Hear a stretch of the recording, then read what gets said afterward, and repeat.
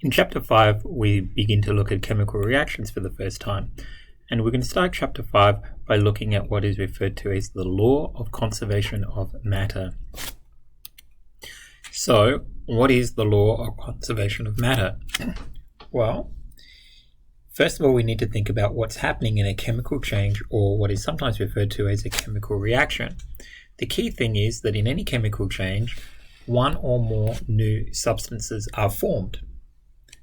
The starting materials are sometimes called the reactants, and then the new substances that are produced by the reaction are called the products. It's important to recognize that we can often tell that a chemical change has occurred because they are normally accompanied by physical changes, such as, say, a color change, or by changes in energy, such as things getting hot or cold. And we've seen some of those things in the lab. During a chemical reaction, there is no change in the amount of matter present, and that's summarized by the law of conservation of mass, which says that in a chemical reaction, mass is neither created nor destroyed. Additionally, as atoms of one type cannot be converted into atoms of another type, an alternative statement of the law of conservation of mass would be, in a chemical reaction, the number of atoms of each type is constant. So, way back in the day, a guy called Lavoisier was studying this reaction. He would take some mercury oxide solid, heat it up, and it would form liquid mercury and oxygen gas. And what he would observe in every case is that the amount of mercuric oxide that he started with would always equal the mass of mercury and oxygen that he would end with. So it was concluded that the number of atoms of each type is not changing. If I start with one atom of mercury, I end with one atom of mercury. And if I start with two atoms of oxygen, and then I must end with two atoms of oxygen. This kind of really leads nicely into our next topic, which is going to be concerned with what we call balancing chemical reactions. You can see at the moment that this equation doesn't really make a lot of sense, because on the left-hand side, I have only one oxygen, but on the right-hand side, I have two. So to make this make sense, Lavoisier realized that we're going to need to put a 2 here and a 2 here.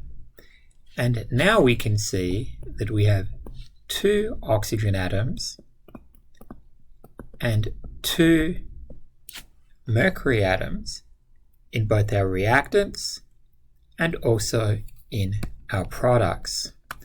And this is important because, according to the law of conservation of mass, in a chemical reaction, the number of atoms of each type is constant. Okay, so that concludes section 5.1, which leads nicely on to section 5.2, which is concerned with chemical equations. So when we write a chemical equation describing a chemical reaction, we write the reactants on the left, separated from the products by an arrow, and then we write the products on the right. If we have more than one reactant or product, we're going to list them out on the appropriate side of the arrow, separated by plus signs. So this is how we write a chemical equation to represent a chemical change. This is saying hydrochloric acid reacts with sodium hydroxide to produce sodium chloride and water. Often it's important to include what we call state symbols, which indicate whether a substance is present as either solid, liquid, or gas. This is normally written as the letter S, L, or G in parentheses after the substance's formula. If a substance is dissolved in water, that is, that it is present as what we call an aqueous solution, we'll indicate this by writing the letters AQ in parentheses after the substance's formula. And just as a little note, water is not written H2O AQ, which I guess would kind of be correct because, water dissolved in water. Instead, what we write for water is we write H2O liquid. We place numbers called coefficients in front of our formulas to indicate how many units of each substance are present. If a chemical equation is written correctly, then it is said to be balanced, and that is, it has the same number of atoms on either side of the arrow. So for example, this first equation here is not balanced because on the left of the arrow I have 2 oxygen atoms, but on the right I have only 1. In order to get an equation to balance, we need to add 1 or more coefficients so that we always have the same number of atoms of each type in both our reactants. Is incorrect, wasn't it? In both our reactants and in our products. And when that is the case, we say that the equation is balanced, and chemical equations have to be balanced in order to satisfy the law of conservation of matter, and your chemical equation is not considered to be correct if it doesn't balance. So, our method for balancing chemical equations is to place 1 or more coefficients in front of the formulas. That's all we ever do. So, this equation at the top here is not balanced. In particular, you can see that it's not balanced for hydrogen, and it's also not balanced for oxygen. In order to bring it into balance, we're going to place 2 coefficients, and then now everything balances. I have 1 carbon on either side of my arrow. I have 4 oxygens on either side of my arrow, and I have 4 hydrogens on both sides of my arrow. We always make our set of coefficients the smallest possible set of whole numbers. So for example, this bottom equation is written incorrectly. Even though it balances, I can reduce each of my coefficients by a factor of 2 and get a smaller whole number set of coefficients. So let's try balancing some chemical equations. So we've got this guy here, Fe3O4 plus hydrogen gives iron and H2O. So a strategy that I often use is to begin with the compound that has the greatest number of atoms in it, that is the most complicated compound. So I'm choosing to begin with Fe3O4, and so that means that I'm going to try and balance for iron and oxygen. And once I've done that, I'll move on to my next thing in my equation. And I hope it's obvious that the difficulty that we have is that we have 3 ions on the left and only 1 on the right, and that we have 4 oxygens on the left and only 1 on the right. So it makes sense to put a 4 in front of the water and a 3 in front of the iron. And that'll fix our problem for us, okay? So, having done that, we now have 3 ions on the left, 3 ions on the right, 4 oxygens on the left, 4 oxygens on the right, and now we can move on to balancing our hydrogens. So let's have a look at what we got. At present, we have only 2 hydrogens on the left, but we have 4 times 2, 8 hydrogens on the right. So I think you'll agree that what we want to do is put a 4 in front of our H2. So having done that, now we're balanced for every atom. We have 3 ions on the left, 3 ions on the right, 4 oxygens on the left, 4 oxygens on the right, 8 hydrogens on the left, and 8 hydrogens on the right. So if you look at the difference between our unbalanced equation and our balanced equation, you'll see that the only difference between the two is that in our balanced equation we added in a series of coefficients, but none of the formulas have been modified in any way. And that's important. We haven't changed what the substances are, we've just changed the relative proportions of things.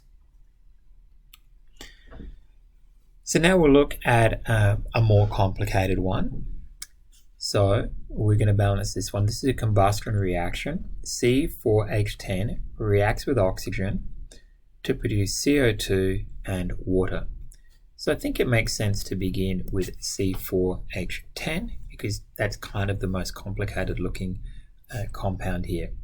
So looking at carbon and hydrogen, we can see that we've got 4 carbons on the left, 1 carbon on the right, and then we've got 10 hydrogens on the left, but only 2 hydrogens on the right. So we need to multiply this guy by 4, and we need to multiply this one by 5. So I think the sensible thing to do is to put a 4 in front of the CO2 and a 5 in front of the water.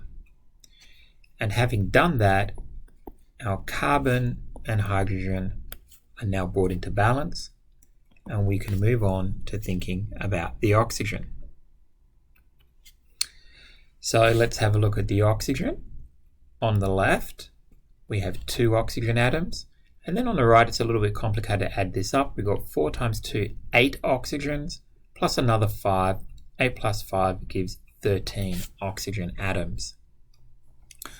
So in order to get the oxygens to balance, we're going to have to multiply by 13 on 2 on the left. And 13 on 2, of course, equals 6.5.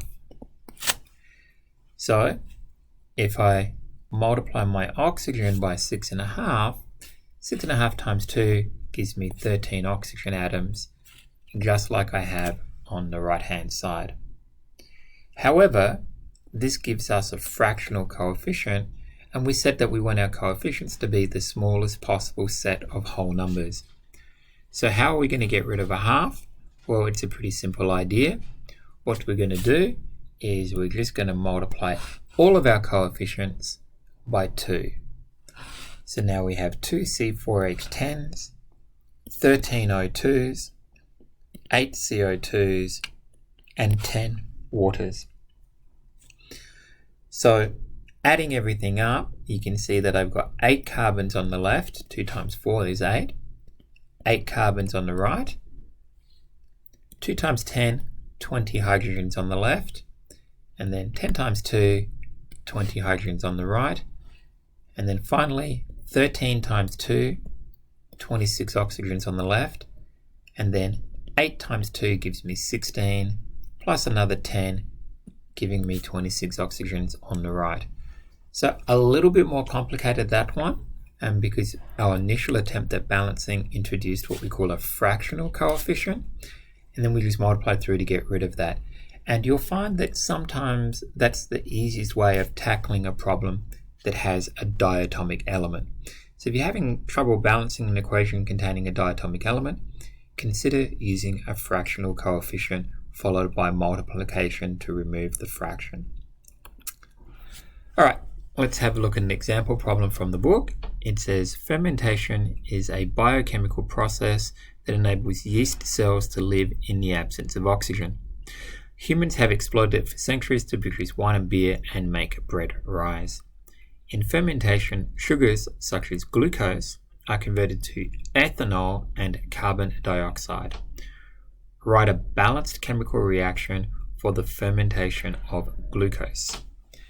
So we're going to start with glucose, C6H12O6, and it's going to produce C2H5OH and CO2. So the first thing that I want to do is kind of list out how much of everything I've got on either side. So on the left, I've got 6 carbons and on the right at the moment I have 3. On the left I have 12 hydrogens, and on the right at the moment I have 5 plus 1, 6. On the left I have 6 oxygens, and at the moment on the right I have 1 plus 2, I have 3. So I think the easiest thing to fix up here is going to be the hydrogens, because I can see if I just put a 2 there, then that comes into balance. Now, having done that, it's going to interfere with the number of oxygens that I have on the right, and also the number of carbons that I have on the right. So let's go through and recalculate those now. So I have 2 times 2, that's 4 carbons on the right, plus another one, that's 5. And then as far as the oxygens are concerned, I've got 2, and then another 2, I've got 4. So I think I can fix the carbons. Now I don't want to mess with this guy because that's going to mess my hydrogens up, but I can see that if I put a 2 here, I could fix my carbons. So putting the 2 there is going to change the oxygens and the carbons again. But let's check it out. Carbons are now, I've got 2 times 2, that's 4, plus another 2, that's 6. So carbon, in addition to hydrogen, now balances. But let's check out the oxygen. 2 for the oxygens from the first compound, and then 2 times 2, that's another 4, so that gives 6. So by doing that, we can bring the oxygen into balance as well. And so there's our reaction. 1 glucose decomposes to produce 2 ethanols and 2 CO2s. And it's the ethanol that gets you drunk in beer and wine, but it's the CO2 that makes your bread rise, and then we boil off the alcohol in the oven. So yeah, it's a really, really useful reaction. And of course, if you want your beer to be bubbly or your wine to be sparkling, you can leave the CO2 in there by sealing the container where the fermentation is occurring, and you'll get bubbles in your beverage as well. Okay, so that concludes section 5.2 and 5.3, and we're moving quickly through chapter 5.